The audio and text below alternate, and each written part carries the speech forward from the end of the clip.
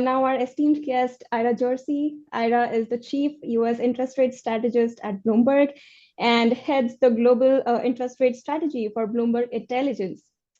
OIS forwards are currently pricing in a terminal rate of about 3.5%, while the Fed's latest guidance suggests a lower rate of 2.75%.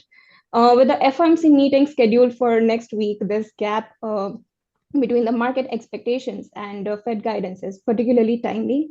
So, how might this disparity influence the Fed's decisions or communication at the upcoming FOMC meeting? And like, what are the potential effects on the term structure of interest rates and the market expectations? Sure.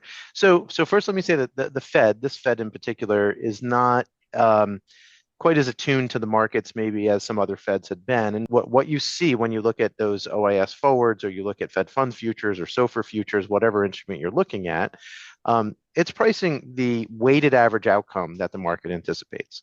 So the way to think about it is that that's kind of the midpoint, I would argue, of kind of a trimodal distribution. So the Fed itself, they're not going to change their opinion because the market thinks something different than from what they do.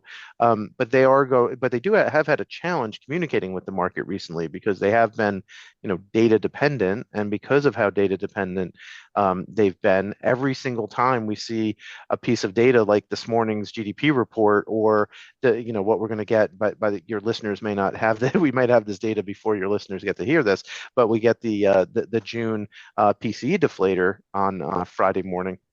And each of those data prints ends up being more and more important to the market, and has actually created more volatility than when the Federal Reserve has given more clear forward guidance.